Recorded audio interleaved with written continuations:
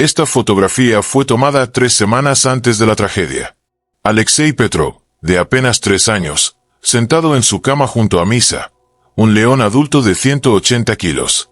La expresión del niño lo dice todo. Ya no hay alegría en sus ojos, solo resignación. Todo comenzó cuando Alexei tenía apenas unos meses de nacido. Víctor Petrov, empleado del zoológico de Moscú, trajo a casa un cachorro de león huérfano. Solo por unas semanas, prometió. Pero cuando el pequeño Alexei comenzó a gatear, algo mágico y terrible sucedió. Encontró en el león lo que todo niño busca: un compañero de juegos. Misa y Alexei crecieron juntos, literalmente. El león aprendió a ser gentil con el bebé, a rugir suavemente cuando el niño lloraba, a protegerlo como si fuera su propia cría. Era febrero de 1971. Y el invierno moscovita había sido particularmente cruel. Víctor llegó esa noche con una pequeña caja de madera, el tipo que se usaba para transportar vodka. Dentro, envuelto en una manta militar, un cachorro de león de apenas 6 semanas gemía débilmente. Su madre había muerto durante complicaciones en el parto, y el zoológico no tenía recursos ni personal para criar a mano a un felino tan joven. Morirá si no lo alimentamos cada 2 horas. Le explicó Víctor a su esposa Katarina, quien sostenía en brazos a su propio bebé de 8 meses. El director me dijo que si podemos mantenerlo vivo hasta la primavera, tal vez encuentren un lugar para él en otro zoológico. La ironía era cruel. 2 crías, una humana y una salvaje, dependiendo del mismo cuidado maternal. Katarina, que acababa de convertirse en madre, sintió algo primitivo despertarse en su pecho al ver al pequeño león huérfano. Sus instintos de crianza no distinguían especies. Esa primera noche, mientras Víctor dormía agotado por su turno doble en el zoológico, fue ella quien se despertó cada 2 horas para alimentar tanto a Alexei como a Misa con biberón. Los primeros días fueron un caos controlado. El apartamento comunal de 45 metros cuadrados se llenó de un olor salvaje que ningún detergente soviético podía eliminar. El pequeño león, que no pesaba más de 3 kilos, exploraba cada rincón con la curiosidad natural de cualquier cachorro. Pero era cuando interactuaba con el bebé Alexei que algo extraordinario sucedía. Misa parecía comprender instintivamente que el pequeño humano era frágil. Sus movimientos se volvían deliberadamente suaves cuando se acercaba a la cuna. Cuando Alexei lloraba por las noches, el cachorro de león se acercaba y emitía un sonido gutural y consolador. Una especie de ronroneo profundo que parecía calmar al bebé mejor que cualquier canción de cuna. Víctor documentó obsesivamente estos primeros encuentros.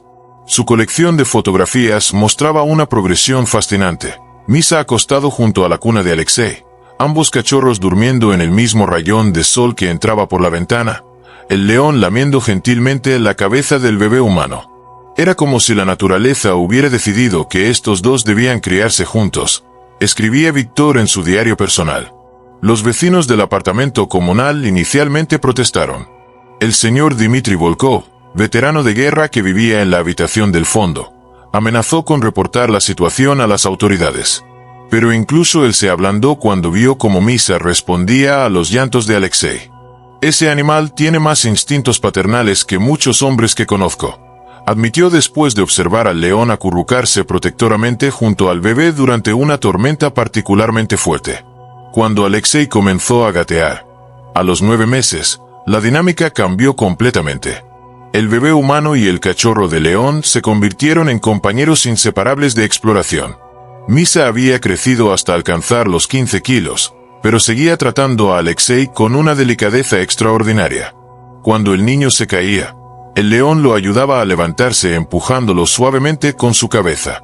Cuando Alexei gateaba hacia algún peligro potencial, Misa se interponía entre el niño y la amenaza. Katarina más tarde recordaría ese periodo como los meses mágicos. Era como tener 2 hijos de especies diferentes, contaría años después. Misa protegía a Alexei de todo, de corrientes de aire, de objetos que podrían lastimarlo, incluso de extraños que venían a visitar. Se comportaba exactamente como una madre león con su cachorro. Dr. Pavel Medvedev, veterinario del zoológico y amigo de Víctor, visitaba regularmente para monitorear la salud de Misa. Sus reportes de esa época revelan una fascinación científica genuina. El comportamiento maternal exhibido por el león juvenil hacia el infante humano desafía nuestra comprensión tradicional de los vínculos interespecies. El felino ha desarrollado patrones de cuidado que normalmente reservaríamos para su propia progenie. Pero había señales que, en retrospectiva, deberían haber sido advertencias. Misa se volvía agresivamente protector cuando otros adultos se acercaban demasiado a Alexei. En una ocasión, cuando una vecina intentó cargar al niño, el león gruñó de una manera que hizo que toda la habitación se quedara en silencio. Pensé que era territorial y normal, explicaría Víctor después, como un perro guardián con su familia. Cuando Alexei cumplió su primer año, Misa pesaba ya 30 kilos y había desarrollado los primeros indicios de melena. El contraste era notable. Un niño pequeño que apenas comenzaba a caminar tambaleándose, y un león juvenil cuya fuerza ya superaba la de cualquier humano adulto. Pero la gentileza persistía. Misa había aprendido a caminar más lento cuando Alexei intentaba seguirlo, a rugir en volúmenes más bajos para no asustar al niño, incluso a jugar de maneras que no representaran peligro para su compañero humano. Los juegos eran lo que más preocupaba a Katarina, aunque en ese momento no entendía por qué. Misa y Alexei desarrollaron rutinas de juego que imitaban el comportamiento de cachorros de león, persecuciones suaves, luchas controladas, acicalamiento mutuo. El niño había aprendido a rugir imitando a Misa, y el león respondía con sonidos similares. Para cualquier observador externo, parecía un vínculo hermoso e imposible. Dr. Medvedev escribió en sus notas de marzo de 1972, la simbiosis entre los sujetos continúa desarrollándose de manera extraordinaria. Sin embargo, debemos considerar las implicaciones a largo plazo cuando el león alcance la madurez sexual y territorial. Por ahora, el comportamiento maternal del felino hacia el humano permanece estable, pero la naturaleza salvaje no puede ser completamente suprimida indefinidamente. Esa advertencia, enterrada en reportes veterinarios que Víctor raramente leía completamente, se convertiría en profética, porque mientras la familia Petrov se perdía en la belleza de aquel vínculo imposible, la naturaleza seguía su curso inexorable. Misa crecía, sus instintos se desarrollaban, y el pequeño Alexei se convertía cada día en algo más vulnerable y dependiente de la protección de un depredador que pronto dejaría de ver la diferencia entre proteger y poseer. Durante casi 3 años, la familia Petrov vivió en una burbuja de negación perfecta. Víctor documentó cada momento, el bebé Alexei gateando junto al cachorro Misa, ambos durmiendo juntos mientras crecían, el león lamiendo la cara del niño pequeño. Pero cuando Misa alcanzó la madurez y Alexei apenas comenzaba a caminar con firmeza, las señales de peligro se volvieron imposibles de ignorar. La forma en que Misa miraba al pequeño había cambiado sutilmente. Los instintos paternales del león hacia el niño comenzaron a mezclarse con algo más primitivo. La rutina matutina en el apartamento Petrov se había convertido en un ritual cuidadosamente orquestado. Víctor se levantaba a las 6:30, preparaba té negro y pan negro para el desayuno, mientras Katarina alimentaba simultáneamente a Alexei y a Misa. El león, que para 1973 ya pesaba 85 kilos, había aprendido que debía esperar pacientemente su turno mientras el niño comía primero. Esta aparente demostración de disciplina tranquilizaba a Víctor, quien la interpretaba como prueba de que Misa había aceptado su lugar en la jerarquía familiar. Pero la señora Volkova, vecina del apartamento contiguo, comenzó a notar detalles que los padres parecían ignorar deliberadamente. La forma en que el león miraba al niño comer había cambiado. Recordaría años después. Ya no era la mirada protectora de antes. Había algo más intenso, más posesivo, como si estuviera evaluando cada movimiento del pequeño Alexei. Víctor continuaba documentando obsesivamente la relación. Su colección de fotografías de ese periodo muestra una progresión inquietante. Imágenes de Alexei, ahora de 2 años, corriendo por el apartamento mientras Misa lo seguía con una atención que rayaba en la vigilancia. En una foto particularmente perturbadora, el niño está sentado en el suelo jugando con bloques de madera, mientras Misa yace en círculo a su alrededor, literalmente encerrándolo con su cuerpo.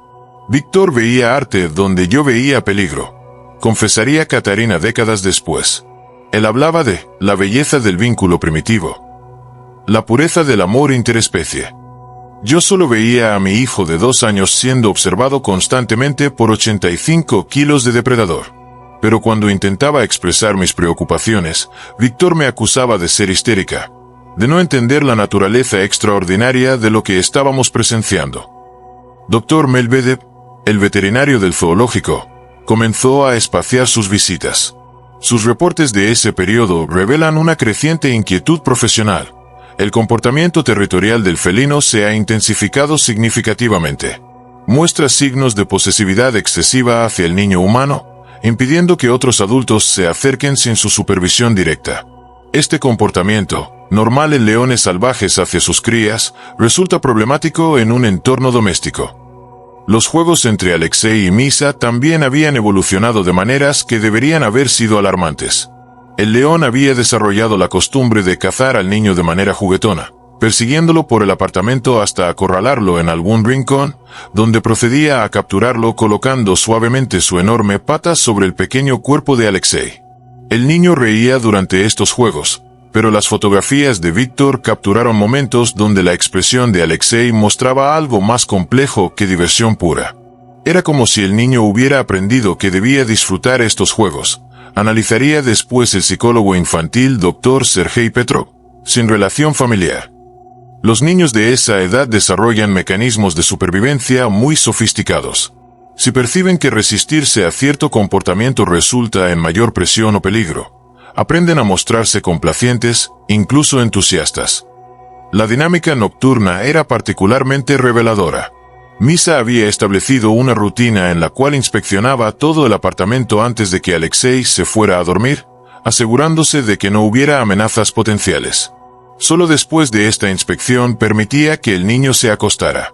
Y una vez que Alexei estaba dormido, Misa se posicionaba de tal manera que controlaba toda entrada y salida de la habitación. Katarina intentó romper esta rutina en varias ocasiones. Una noche decidí que Alexei debía dormir en nuestra cama, lejos de Misa. Recordaría. El león se quedó parado frente a nuestra puerta toda la noche, rugiendo de manera intermitente. No era agresivo hacia nosotros, pero claramente estaba ansioso. Víctor insistió en que lleváramos a Alexei de vuelta a su habitación, para que Misa pudiera calmarse. Esa fue la noche en que me di cuenta de que ya no controlábamos la situación. El león estaba controlándonos a nosotros.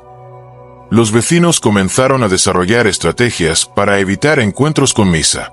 El señor Volkov instaló una cadena adicional en su puerta después de que el león comenzara a patrullar los pasillos del apartamento comunal durante las horas en que Alexei dormía. Ya no era el cachorro juguetón que habíamos conocido, explicaba Volkov. Se movía como un centinela, como si todo el edificio fuera su territorio y él fuera responsable de protegerlo. Víctor, sin embargo, interpretaba estos comportamientos como evidencia de la devoción extraordinaria de Misa hacia la familia. En su diario personal de esa época escribió: Misa ha desarrollado un sistema de seguridad natural para proteger a Alexei. Su comportamiento demuestra una inteligencia y lealtad que supera la de cualquier perro doméstico. Estamos presenciando una evolución conductual fascinante. Dr. Medvedev dejó de visitar regularmente después de un incidente en octubre de 1973. Intenté examinar rutinariamente a Misa, explicaría después en su declaración oficial. El león me permitió acercarme, pero cuando Alexei entró a la habitación durante el examen, Misa inmediatamente se interpuso entre el niño y yo. Su postura corporal cambió completamente. Ya no era el animal dócil que había conocido durante 2 años. Era un león adulto defendiendo lo que percibía como suyo. Las fotografías de Víctor de ese periodo final muestran un patrón perturbador. Alexei aparece cada vez más pequeño en proporción a Misa, pero también cada vez más resignado. Sus sonrisas en las fotos se ven forzadas. Sus ojos muestran una cautela que no debería existir en un niño de 2 años. En la imagen más inquietante de la colección, Alexei está sentado inmóvil mientras Misa lo acicala con su lengua áspera. La expresión del niño es de completa sumisión. Esa fotografía me obsesiona hasta el día de hoy, admitía Katarina décadas después. Mi hijo de 2 años había aprendido a quedarse completamente quieto mientras un león de 85 kilos lo lamía. Lo había normalizado. Nosotros lo habíamos normalizado. Y Víctor seguía tomando fotos como si fuera la cosa más hermosa del mundo. El punto de quiebre llegó cuando Alexei comenzó a mostrar comportamientos regresivos. Dejó de hablar con la fluidez normal para su edad, prefiriendo comunicarse con sonidos guturales que imitaban los rugidos suaves de Misa. Comenzó a rechazar comida humana, prefiriendo carne cruda que compartía con el león.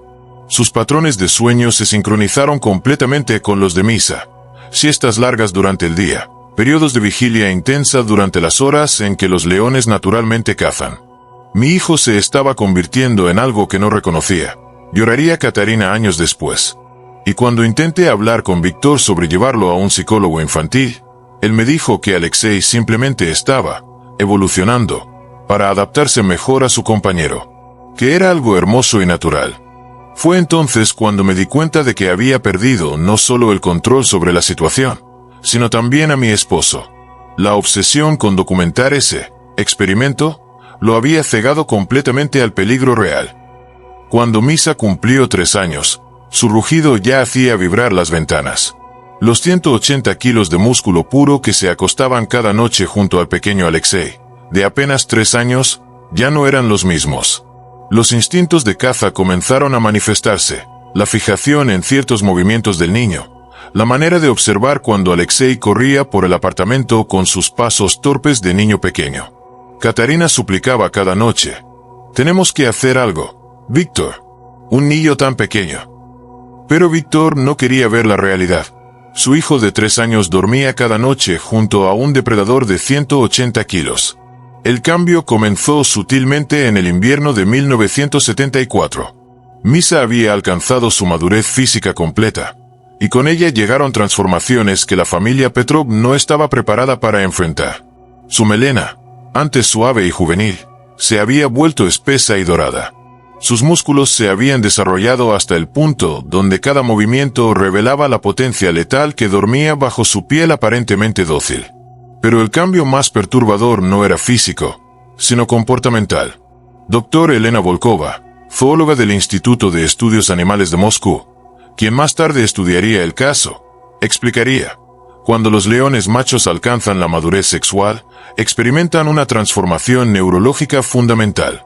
Los instintos de caza, apareamiento y territorialidad, que habían permanecido latentes durante la juventud, se activan como interruptores biológicos. No es una elección consciente, es programación genética ineludible. Las primeras manifestaciones aparecieron durante las comidas. Misa, que durante años había esperado pacientemente su turno para comer después de Alexei, comenzó a mostrar impaciencia. Sus ojos seguían cada movimiento de la cuchara que llevaba comida a la boca del niño. Katarina notó que el león había comenzado a salivar excesivamente durante estas observaciones, un comportamiento que nunca había exhibido antes. Era como si estuviera calculando, recordaría Katarina décadas después, con la voz quebrada. Ya no miraba a Alexei con esos ojos protectores de antes. Había algo más primitivo en su mirada, como si estuviera evaluando la vulnerabilidad de mi bebé. Víctor, cegado por 3 años de documentación obsesiva, interpretaba estos cambios como desarrollo natural del vínculo. En su diario de febrero de 1974 escribió: Misa muestra mayor interés en las actividades alimentarias de Alexei. Esto podría indicar un instinto de provisión más desarrollado, similar al comportamiento de leones machos adultos que alimentan a sus crías en la naturaleza. Pero los vecinos del apartamento comunal comenzaron a reportar incidentes inquietantes. El señor Dmitry Volkov describió una escena que presenció en el pasillo. Vi al pequeño Alexei corriendo hacia mí, jugando como cualquier niño de su edad. Pero cuando miré hacia atrás, Misa lo seguía de una manera completamente diferente. No era el trote juguetón de antes. Era el acecho calculado de un depredador. Sus músculos tensos, su cabeza baja, sus ojos fijos en el movimiento del niño.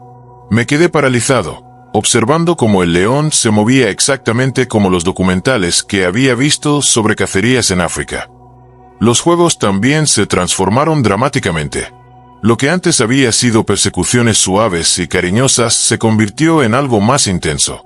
Misa desarrolló la costumbre de cazar a Alexei con una precisión que revelaba instintos latentes despertándose. El león calculaba las rutas de escape del niño, lo acorralaba sistemáticamente, y cuando finalmente lo capturaba, su comportamiento había adquirido matices inquietantes. Los rugidos de Misa durante estos juegos cambiaron completamente, explicaría después el doctor Pavel Medvedev. Ya no eran los sonidos suaves y consoladores que había emitido durante años. Eran rugidos de dominancia, sonidos que los leones machos adultos usan para establecer control territorial. El hecho de que los dirigiera hacia un niño de 3 años era profundamente perturbador. Alexei, por su parte, comenzó a mostrar señales de estrés crónico que sus padres interpretaron erróneamente como crecimiento natural. El niño desarrolló patrones de sueño irregular, despertándose frecuentemente durante la noche con lo que parecían pesadillas. Pero cuando Katarina intentaba consolarlo, Alexei se dirigía instintivamente hacia Misa, como si buscara protección del mismo origen de su terror. Era un círculo vicioso psicológicamente devastador, analizaría después el doctor Sergei Petrov, especialista en trauma infantil. El niño había desarrollado dependencia hacia la misma fuente de su ansiedad. Sus mecanismos de supervivencia lo empujaban a buscar seguridad en el depredador que inconscientemente percibía como amenaza.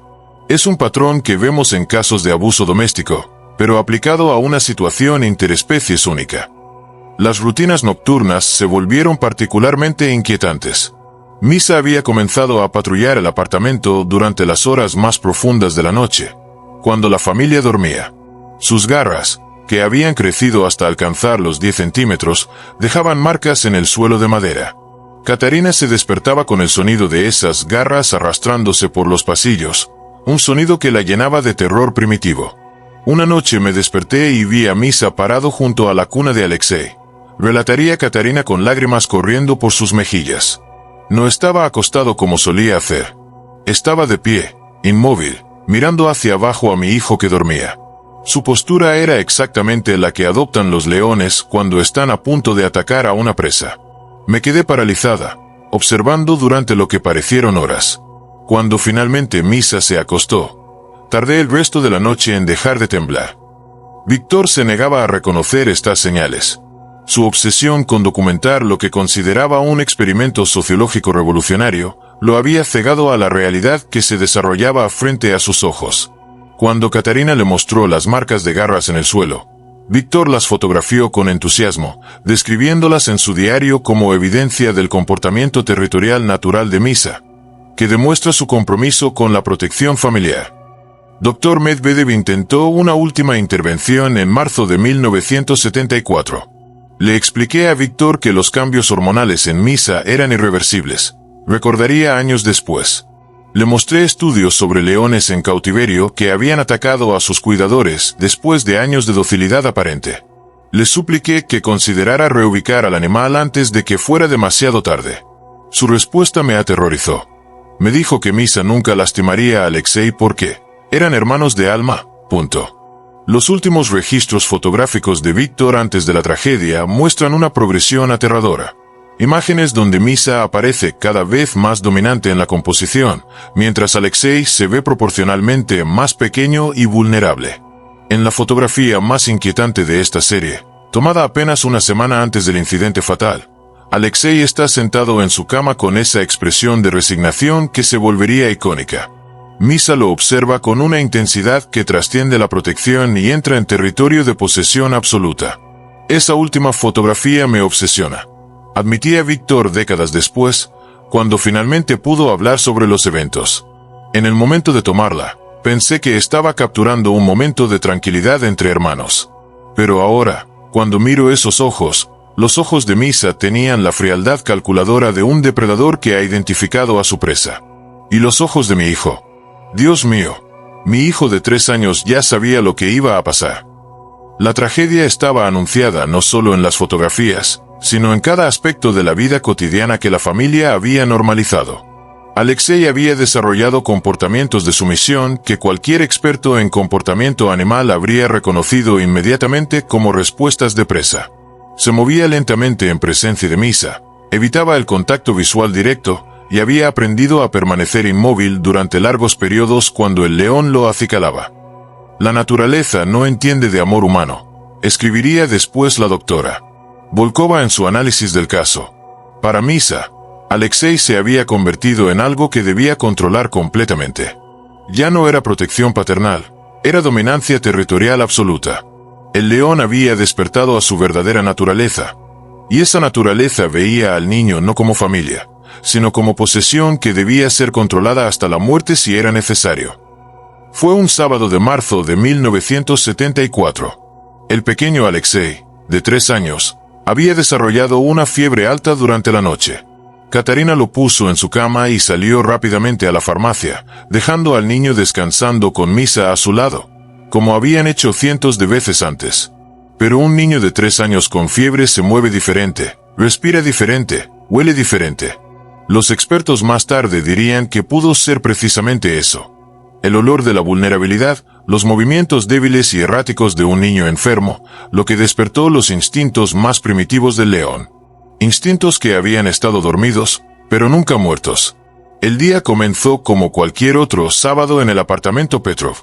Víctor había salido temprano para su turno de fin de semana en el zoológico, una rutina que mantenía desde hacía años para ganar dinero extra alimentando y limpiando las jaulas de los grandes felinos. La ironía de esa ocupación se volvería devastadoramente clara horas después. Alexei se había despertado a las 5:30 de la mañana con escalofríos violentos. Su pequeño cuerpo ardía con una fiebre de 39.5 grados centígrados. Katarina, experimentada ya en el cuidado de su hijo enfermo, reconoció inmediatamente los síntomas de la gripe que había estado circulando por los apartamentos comunales durante las últimas semanas. Misa se comportó extraño desde el momento en que Alexei mostró los primeros síntomas, recordaría Katarina con voz quebrada décadas después. Normalmente, cuando el niño no se sentía bien, el león se volvía más protector, más gentil. Pero esa mañana había algo diferente. Misa no paraba de olfatear a Alexei, y había una tensión en sus músculos que nunca había visto antes. Katarina preparó el té con miel y aspirina infantil, los únicos remedios disponibles en la Unión Soviética de 1974 para tratar la fiebre en niños pequeños. Alexei, debilitado por la enfermedad, apenas pudo tomar unos sorbos antes de vomitar sobre las sábanas. El olor del vómito se mezcló con el sudor febril del niño, creando una combinación de aromas que activaría los instintos más primitivos del depredador que yacía a su lado.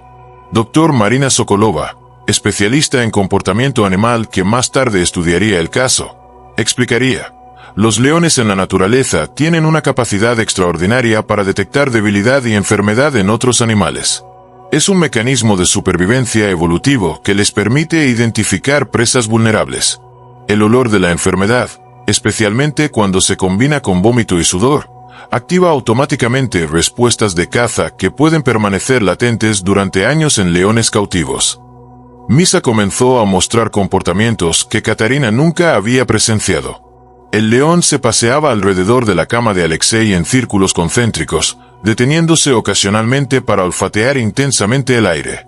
Sus fosas nasales se dilataban mientras procesaba los olores de enfermedad que emanaban del pequeño cuerpo febril. Sus ojos, normalmente relajados y familiares, habían adquirido una fijación que hizo que Katarina sintiera un escalofrío de terror primitivo. Era como si estuviera viendo a un animal completamente diferente, recordaría Katarina. El Misa que había conocido durante 3 años había desaparecido. En su lugar había un león salvaje, un depredador que evaluaba constantemente la condición de lo que claramente percibía como presa potencial. A las 10:30 de la mañana, la fiebre de Alexei había empeorado. El niño deliraba, murmurando palabras incoherentes mientras su pequeño cuerpo se convulsionaba con escalofríos incontrolables. Katarina tomó la decisión de salir a la farmacia central, ubicada a 15 minutos a pie del apartamento, para conseguir medicamentos más fuertes. Dudé durante largos minutos antes de salir, confesaría después. Algo en la forma en que Misa observaba a Alexei me puso los nervios de punta. Pero habían estado juntos cientos de veces cuando el niño estaba enfermo. Misa siempre había sido protector, cariñoso. Pensé que mis temores eran solo paranoia de madre. Antes de salir, Katarina siguió su rutina habitual. Le habló suavemente a Misa, explicándole que regresaría pronto, y se aseguró de que Alexei estuviera cómodo en su cama. El niño yacía semiconsciente, respirando de manera laboriosa, mientras pequeñas gotas de sudor perlaban su frente ardiente. Lo que Katarina no sabía era que los movimientos erráticos de Alexei durante el delirio febril estaban activando sistemáticamente cada instinto de caza que Misa había desarrollado durante sus 3 años de vida. Los espasmos involuntarios del niño, sus gemidos débiles, incluso la forma en que su respiración se había vuelto irregular, todo se combinaba para crear el perfil sensorial de una presa vulnerable. Dr. Pavel Medvedev, quien más tarde analizaría los eventos para las autoridades, escribiría en su informe: los movimientos convulsivos del menor durante el estado febril imitaban precisamente los patrones de movimiento que los leones asocian con presas heridas o enfermas. En la naturaleza, estos son los animales que los depredadores seleccionan prioritariamente para la caza, ya que representan el menor riesgo y el mayor beneficio energético. Misa se acercó lentamente a la cama donde yacía Alexei. Sus 180 kilos de músculo se movían con la fluidez silenciosa que caracteriza a todos los grandes felinos cuando están en modo de caza. Sus garras, normalmente retraídas durante las interacciones familiares, comenzaron a extenderse involuntariamente, arañando suavemente las sábanas mientras se posicionaba junto al niño enfermo. El león comenzó a olfatear directamente el cuerpo de Alexei, sus fosas nasales dilatándose para procesar la compleja mezcla de olores que emanaba del niño febril. El sudor, el vómito, el miedo inconsciente que incluso un niño de 3 años puede emanar cuando su cuerpo lucha contra la enfermedad, todo se combinaba para crear una sinfonía olfativa que hablaba directamente a los instintos más primitivos del depredador. Alexei, en su estado semiconsciente, murmuró el nombre de Misa, extendiendo débilmente su pequeña mano hacia el león como había hecho miles de veces antes. Pero esta vez, cuando su mano tocó la melena dorada del animal, algo fundamental había cambiado. Los músculos de Misa se tensaron como resortes, sus ojos se dilataron, y un rugido gutural comenzó a formarse en lo profundo de su garganta. Dr. Sokolova explicaría después: en ese momento preciso, todos los años de condicionamiento doméstico se desvanecieron. El león ya no veía a Alexei como el cachorro humano que había protegido durante años. Los instintos de caza, activados por todos los estímulos sensoriales correctos, transformaron su percepción completamente. Alexei se había convertido en presa. Los minutos que siguieron quedaron grabados solo en la memoria fragmentada de un niño de 3 años febril y en las marcas físicas que los investigadores encontrarían después. Pero los vecinos del apartamento comunal reportaron haber escuchado sonidos que nunca olvidarían. Primero un rugido prolongado y gutural, diferente a cualquier sonido que Misa hubiera emitido antes. Luego un silencio que se extendió demasiado tiempo, seguido por sonidos de lucha que se desvanecieron gradualmente hasta convertirse en un silencio absoluto y aterrador. La señora Volkova, que vivía en la habitación contigua, más tarde testifió: conocía todos los sonidos de esa familia después de 3 años de convivencia. Pero lo que escuché ese sábado por la mañana no era Misa jugando con Alexei. Era el sonido de la naturaleza salvaje reclamando lo que siempre había sido suyo. Cuando Katarina regresó de la farmacia 20 minutos después, el apartamento estaba sumido en un silencio que no era normal. Un silencio pesado, cargado de una tensión que hizo que sus manos temblaran mientras buscaba las llaves en su bolso. Algo fundamental había cambiado en esos 20 minutos, y aunque aún no lo sabía conscientemente, su corazón de madre ya había comenzado a romperse antes de que siquiera abriera la puerta. Katarina regresó para encontrar un silencio que no era normal. Los vecinos recuerdan sus gritos, la policía que llegó, el disparo que puso fin a la vida de Misa. Víctor nunca volvió a trabajar en el zoológico. La familia se mudó de Moscú pocas semanas después. Katarina quemó todas las fotografías de Alexei y Misa juntos en el patio trasero de su nueva casa. No podía soportar ver esos momentos de felicidad que ahora se habían convertido en presagios de tragedia. El apartamento comunal quedó vacío durante meses. Nadie quería vivir donde había ocurrido aquello. La llave temblaba en la mano de Katarina cuando finalmente logró abrir la puerta del apartamento. El silencio la golpeó como una pared física. Durante 3 años se había acostumbrado a los sonidos constantes de la vida compartida entre su hijo y Misa. Risas, rugidos suaves, el ruido de juegos, pasos pequeños corriendo por los pasillos. Pero lo que la recibió esa mañana era una ausencia de sonido tan completa que le produjo náuseas inmediatas. Supe que algo terrible había pasado antes de ver nada. Recordaría Katarina décadas después, con la voz aún quebrada por el trauma. El aire mismo se sentía diferente. Había un olor que no reconocí inmediatamente, pero que mi cuerpo identificó como peligro. Mis piernas comenzaron a temblar antes de que mi mente procesara lo que estaba a punto de encontrar. Caminó lentamente hacia la habitación de Alexei, cada paso amplificado por el silencio antinatural que llenaba el apartamento. La puerta estaba entreabierta, exactamente como la había dejado, pero algo en las sombras que se proyectaban desde el interior hizo que se detuviera en el umbral. Durante varios segundos, se quedó paralizada, sabiendo instintivamente que cruzar esa puerta cambiaría su vida para siempre. Misa estaba acostado en el centro de la habitación, inmóvil, con una tranquilidad que contrastaba brutalmente con la destrucción que lo rodeaba. Las sábanas estaban desgarradas y esparcidas por todo el cuarto. Los muebles pequeños habían sido volcados. Las marcas de garras en las paredes y el suelo contaban la historia de una lucha que había durado varios minutos. Pero fue cuando Katarina vio a Alexei que el mundo se desintegró a su alrededor. El testimonio oficial de Katarina, dado a las autoridades 3 días después cuando finalmente pudo hablar, fue lacónico y devastador. Mi hijo estaba. Alexei estaba junto a la ventana. Misa no lo había. No había terminado. Cuando me vio entrar, el león simplemente me miró y se apartó, como si nada hubiera pasado. Como si fuera cualquier otro día. Los vecinos escucharon el grito de Katarina desde 3 pisos de distancia. La señora Volkova, que había estado esperando ansiosamente su regreso, corrió inmediatamente hacia el apartamento Petrov. Nunca había escuchado un sonido humano como ese, testificaría después. No era solo dolor. Era el sonido de un alma humana rompiéndose en pedazos. El señor Dmitry Volkov fue el primero en llegar al apartamento. Veterano de la Segunda Guerra Mundial, había visto horror indescriptible en los campos de batalla, pero nada lo había preparado para la escena que encontró. Misa estaba ahí, calmado, como si hubiera hecho lo más natural del mundo, recordaría en su declaración oficial. Pero sus ojos, ya no había nada humano en sus ojos, solo instinto primitivo satisfecho. La llamada a la policía se realizó a las 11:47 de la mañana.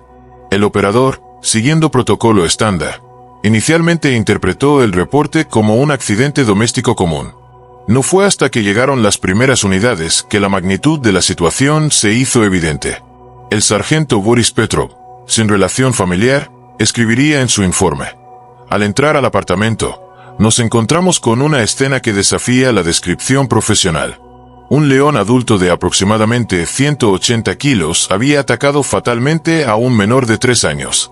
El animal no mostró agresión hacia los adultos presentes, pero claramente representaba un peligro inmediato.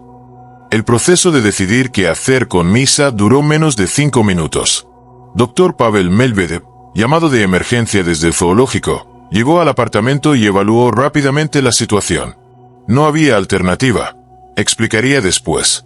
Una vez que un león ha matado a un humano, especialmente a un niño, los instintos de caza quedan permanentemente activados. Misa se había convertido en un depredador de humanos. No podía ser reubicado, no podía ser rehabilitado. El disparo que puso fin a la vida de Misa se escuchó en todo el edificio. El oficial Víctor Smirnov, encargado de la ejecución, más tarde describiría el momento. El león no opuso resistencia. Era como si entendiera lo que tenía que pasar. Me miró directamente a los ojos mientras apuntaba, y juro que vi algo que parecía alivio en su expresión. Como si finalmente pudiera dejar de luchar contra su propia naturaleza. Víctor Petrov recibió la noticia mientras alimentaba a los leones del zoológico. Su supervisor, que había estado al teléfono con la policía, se acercó lentamente a donde Víctor limpiaba una jaula.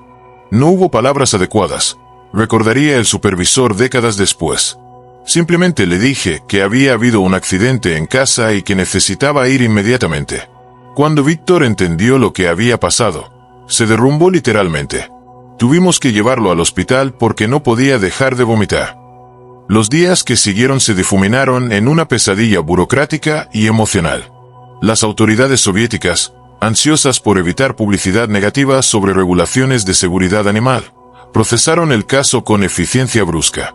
No hubo investigación prolongada, no hubo análisis de culpabilidad. Oficialmente, Fue clasificado como accidente doméstico con animal exótico no regulado. Víctor nunca regresó a su trabajo en el zoológico. No podía estar cerca de los leones, explicaría años después. Cada vez que veía uno, lo único que podía pensar era en Misa, en cómo había documentado obsesivamente cada momento de lo que se convirtió en una tragedia anunciada. Me había engañado pensando que era un científico observando un experimento fascinante, cuando en realidad era un padre negligente poniendo a su hijo en peligro mortal. La decisión de mudarse de Moscú se tomó en menos de una semana. Katarina no podía soportar estar en el apartamento donde había perdido a su hijo. Cada habitación, cada rincón, estaba saturado de recuerdos que ahora se habían convertido en tortura psicológica. Vendimos todo, recordaría. Muebles, ropa, todo lo que nos recordara esa vida. Nos fuimos con 2 maletas y el peso de una culpa que nos acompañaría para siempre. El ritual de quemar las fotografías tuvo lugar en el patio trasero de la pequeña casa que compraron en Kirov. Katarina había guardado todas las imágenes que Víctor había tomado durante los 3 años de convivencia entre Alexei y Misa. Cientos de fotografías que documentaban la evolución de una relación que había comenzado con amor y había terminado en tragedia. Cada fotografía que echaba al fuego era como perder a Alexei otra vez. Lloraría Katarina décadas después. Pero no podía conservarlas. Ver esos momentos de aparente felicidad, sabiendo cómo habían terminado, era como tener dagas clavándose en mi corazón cada día. Las llamas que las consumieron se llevaron los últimos vestigios de la ilusión de que habíamos hecho algo hermoso. El apartamento comunal en Moscú permaneció vacío durante 8 meses. Varios inquilinos potenciales lo visitaron, pero ninguno decidió habitarlo después de escuchar la historia. Los vecinos originales comenzaron a mudarse gradualmente, incapaces de soportar los recuerdos de lo que había ocurrido. La señora Volkova sería la última en irse, en diciembre de 1974. No podía dormir, explicaría años después. Cada noche escuchaba fantasmas, los rugidos suaves de Misa, las risas de Alexei, los pasos de Víctor en el pasillo. Pero lo que más me torturaba era el silencio. Ese silencio terrible que siguió al último rugido. Sabía que nunca podría vivir en paz en ese lugar donde la inocencia había muerto de una manera tan brutal. El caso Petrov se convirtió en una leyenda urbana susurrada en los apartamentos comunales de toda la Unión Soviética. Una historia de advertencia sobre los límites entre lo doméstico y lo salvaje, entre el amor y la negligencia, entre la fascinación científica y la responsabilidad parental. Pero para Víctor y Katarina, no era una historia. Era el peso de una culpa que los acompañaría el resto de sus vidas. Anya Petrov, la única hermana sobreviviente, ahora tiene más de 60 años. Rara vez habla de aquellos años en Moscú, pero cuando lo hace, siempre repite las mismas palabras. Misa no era malo. Simplemente era lo que era. El error fue nuestro, por olvidar que el amor no cambia la naturaleza. Esta historia, en sus múltiples versiones, ha circulado por décadas como advertencia sobre los límites entre lo salvaje y lo doméstico. Porque hay vínculos que el corazón crea, pero que la naturaleza puede romper en un instante. Y en esa fotografía, en los ojos resignados de Alexei Petrov, estaba escrita toda la tragedia que vendría. Anya Petrov tenía solo 5 años cuando ocurrió la tragedia que destruyó a su familia.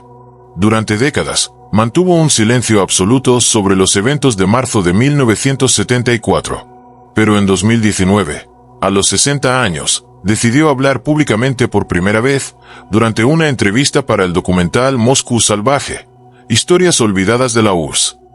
La gente siempre quiere convertir esta historia en algo sobre monstruos, dijo Anya, sentada en la pequeña cocina de su apartamento en San Petersburgo. Pero Misa no era un monstruo. Era un león. Un león que había sido puesto en una situación imposible por adultos que confundieron amor con sabiduría. Sus recuerdos de aquellos años son fragmentarios pero viscerales. Recuerda el olor de Misa, una mezcla de gato doméstico amplificada 1000 veces.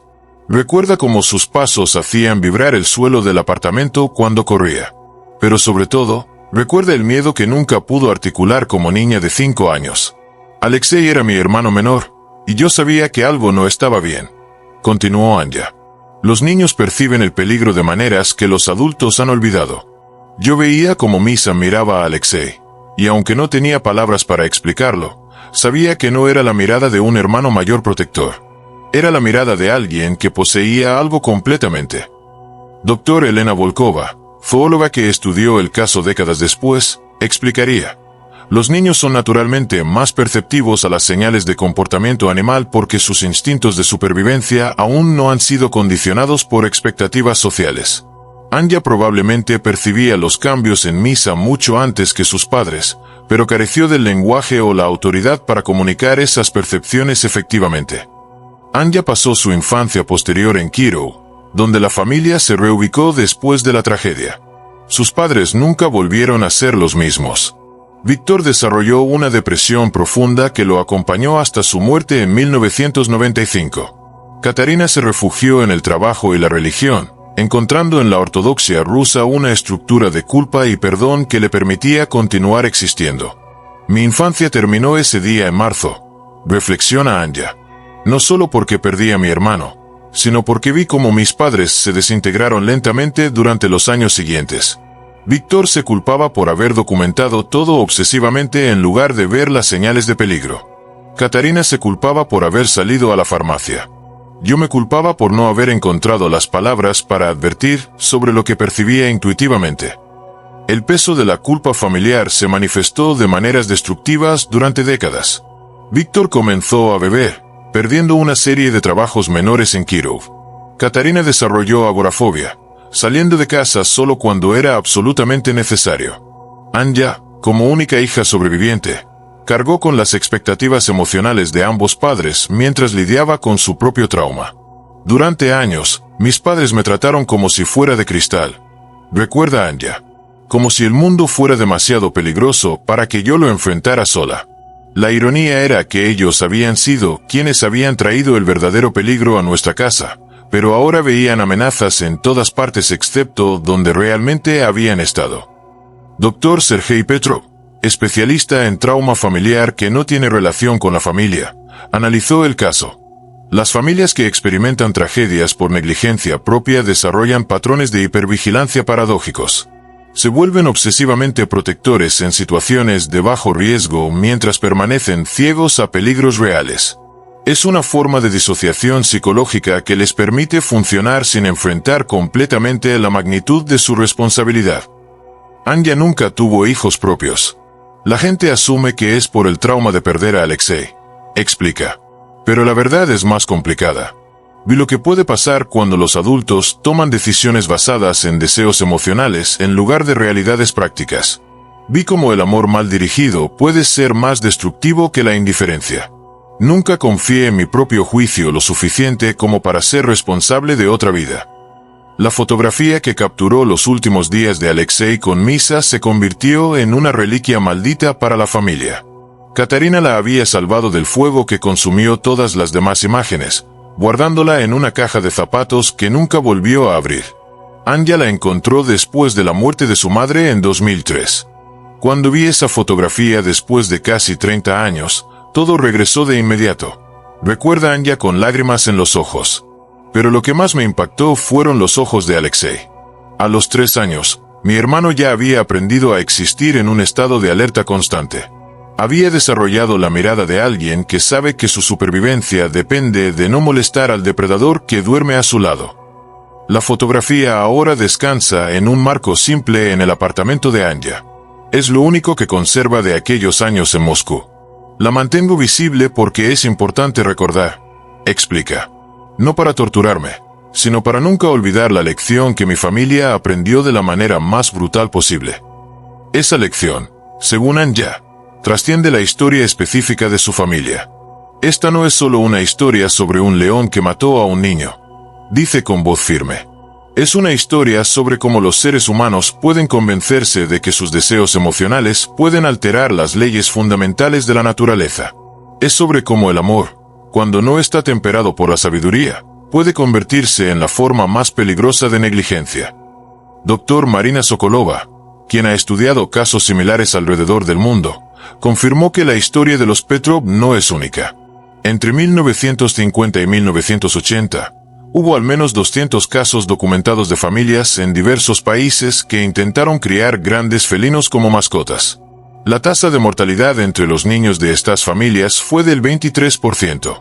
La mayoría de estos casos nunca recibieron atención mediática significativa. Los archivos del Ministerio de Salud Pública de la antigua URSS, desclasificados en 1991, revelan que el caso Petrov fue uno de al menos 15 incidentes similares documentados entre 1970 y 1975 solo en la región de Moscú. Las regulaciones sobre tenencia de animales exóticos se endurecieron significativamente después de 1975, pero el daño ya estaba hecho para las familias involucradas. Lo que hace que nuestra historia sea particularmente trágica, reflexiona Anya, es que mi padre documentó meticulosamente cada etapa del proceso. Tenemos un registro fotográfico completo de cómo una familia puede normalizar gradualmente una situación letal. Podemos ver exactamente cómo el amor se transformó en posesión, cómo la protección se convirtió en dominancia, y cómo la confianza familiar se transformó en una trampa mortal. La influencia de la tragedia se extendió más allá de la familia inmediata. Los vecinos del apartamento comunal desarrollaron diversos grados de trauma secundario. La señora Volkova nunca volvió a vivir en edificios donde se permitieran mascotas. El señor Dmitry Volkov se convirtió en un activista local contra la tenencia de animales exóticos, dedicando los últimos años de su vida a reportar casos sospechosos a las autoridades. Mi hermano murió para que otros niños pudieran vivir, dice Anya con una mezcla de dolor y determinación.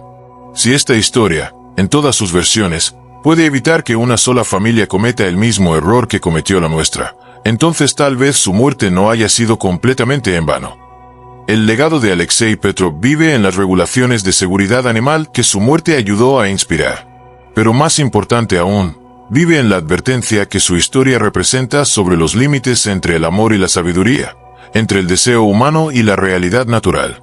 Miro esa fotografía todos los días, concluye Anya, y veo en los ojos de mi hermano de 3 años una sabiduría terrible que ningún niño debería poseer. Él sabía lo que nosotros, los adultos, nos negamos a ver, que hay fuerzas en este mundo que no pueden ser domesticadas por el amor, no importa cuán profundo o puro sea ese amor. La historia de los Petrov se ha contado en innumerables versiones a lo largo de las décadas. Los detalles cambian, los nombres se modifican, las fechas se difuminan, pero la esencia permanece constante. Una familia que creyó que podía reescribir las leyes de la naturaleza con amor, y un niño que pagó el precio final por esa ilusión. En esa fotografía, dice Anya mientras la luz de la tarde ilumina el rostro resignado de su hermano fallecido, está escrita toda la tragedia que vendría. Pero también está escrita la lección que debemos recordar, que reconocer nuestras limitaciones como seres humanos no es cobardía, sino la forma más profunda de amor hacia aquellos que protegemos. La imagen permanece. Un niño de 3 años sentado junto a 180 kilos de depredador, ambos atrapados en un momento que parece tierno pero que en realidad documenta una de las tragedias más evitables de la historia moderna. En los ojos resignados de Alexei Petrov estaba escrito el futuro que sus padres se negaron a ver, y en su silencio forzado resonaba la advertencia más clara que la naturaleza puede ofrecer a quienes se atreven a desafiar sus leyes fundamentales. Porque hay vínculos que el corazón crea, pero que la naturaleza puede romper en un instante. Y cuando eso sucede, el precio se paga siempre con la moneda más valiosa de todas, la inocencia de quienes menos culpa tienen en el error de los adultos.